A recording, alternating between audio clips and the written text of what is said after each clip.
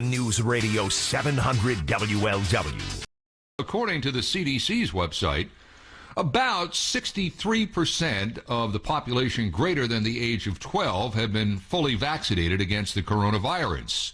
If you just figure in one dose, about 74% have received at least one dose of the vaccine against the coronavirus. Of course, the CDC, nor anyone else in the medical field, seems to pay any attention to natural immunity acquired through already contracting the disease. But, you know, that's a story for a different day. The fact of the matter is, the president said that if you have a company that employs more than 100 people and someone in your company comes down with COVID and is not vaccinated, you could be fined $14,000 per person, per outbreak.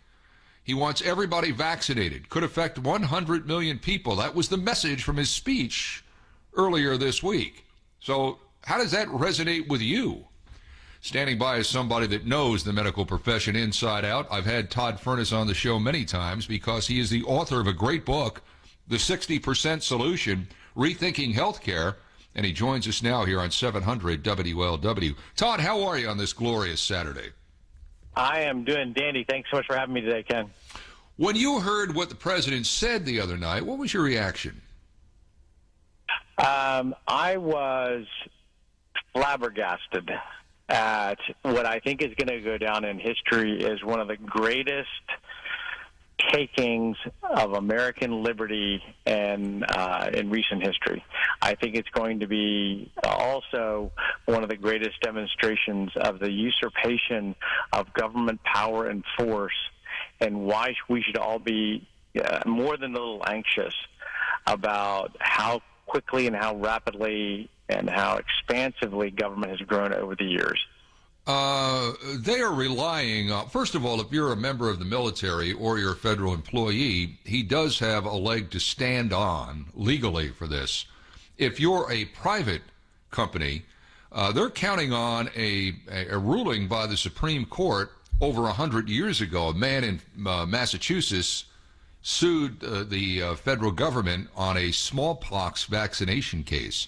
The justices, 7-2 vote, I believe, ruled that states could enforce mandatory vaccination against smallpox. But they're relying also on OSHA.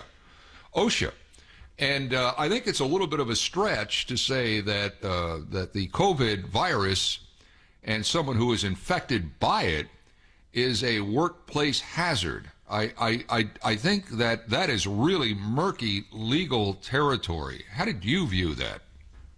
Well, that's exactly where I was heading, and this is an example of kind of the overreach. There's so many ways now that a government can use, that the executive branch of government, whether it's state or federal, can use regulations and statutory authority and rulemaking authority to do things that wouldn't be ever in a million years passed by a legislative body. And so we've got this problem where the legislative body is not doing its job because they want to get reelected, and the bureaucratic arm of the government is never elected, so they don't really worry about it. So they can do things that they probably shouldn't be doing. So with OSHA, for example, there's some blindly obvious questions that people ought to be asking. So, for example, over 100 employees, what about those who have already had COVID? They have to get the vaccine anyway. That doesn't make any walking around sense. And if you listen to the Surgeon General's language and actually read the words of the transcript of his speech, he was incredibly nuanced in what he was saying. But he said, for example, well, it's better if you get a vaccine. Well, they don't really know that because they don't have any studies, according to the Surgeon General himself, that show the efficacy of the antibodies developed out of COVID itself. I've seen studies as recently as yesterday from a Harvard epidemiologist that said you are, substantially, I think he said 27%, but substantially better protected by having the antibodies from COVID, by having contracted COVID against future incursions of COVID than you are if you get the vaccine itself. Well, and then the Surgeon General said, well, yeah, but you're better off if you've had COVID and the vaccine. Well, how would they know that if they don't have the tests on the COVID survivors themselves without having had the vaccine? So it's just doublespeak. But for OSHA, what happens about with the companies who are using remote working? So are you Sure. going to get fined if somebody gets COVID and they never came to the office? How does that work? Right, and if somebody gets a vaccine and they die, do they sue the company? Can't sue Exactly. Pfizer. So Pfizer's protected now. Probably Moderna's hot on their heels as soon as the FDA approves that. But who do you? And here's the other thing. He said, well, this is trying to prevent the vaccinated from being infected from the unvaccinated. Well, that's what the purpose of the vaccine was. So what you're in essence saying there is the vaccines don't work. I mean, it was so muddled, so mixed. It was basically a temper tantrum by a 78-year-old man. Well, I think that's not a bad characterization of it. And the way he spoke to the American people, I thought, was really condescending. And the thing that surprises me, well, I guess is politically tactical to announce this on Thursday, right in the shadow of the 9/11 focus from the news cycle. So that way it kind of gets swept under the rug and people aren't paying attention. I'm thankful that, smart people like you are actually paying attention to this because it's a serious issue. And while, I certainly think it's important to commemorate the fallen heroes of 9/11, and especially given what happened with Afghanistan, I think it's also important to take note of what the federal government is trying to do to everybody in the country. And, even so far as undermining and saying out loud and publicly that he's going to go after Republican governors and he's going to reimburse people who've been fined by the state for violation of the anti-mask mandates. How I'm incredulous that we would be in this situation. Well, it's going to the Supreme Court. I mean, regardless of where it is now, it's going to wind up there. Todd Furniss, our guest, author of the 60% Solution, Rethinking Healthcare. This is where I think it's going. You tell me if I'm crazy.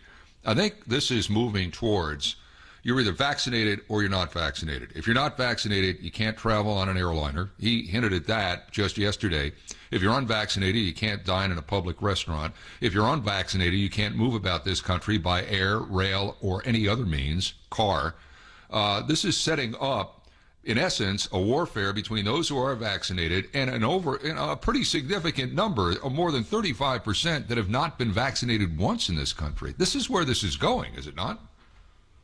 Well, and I fear it's actually worse. Not only are we going to have a cultural vilification of the vaccinated versus the unvaccinated, but the unvaccinated, or even if you've had COVID, you're going to be vilified. But the thing I worry about are actually two seemingly unrelated issues, but one is very related. So we already have a problem with enormously escalating unemployment issues in the black population. And 62% of the people who have not been vaccinated are black. So what this is doing is creating a racial divide of paramount consequence, and who knows how long that's going to last. But that's not for the Democrat Party to come out and do this, and the Democrat administration to come out and do this, and just absolutely, in a very subtle way, go after the entire black population, to me, is just flat out morally wrong. So that's another problem that people aren't really talking about very much, is who's actually in the category. Now, the other thing that I worry about is, what about women of maternal age?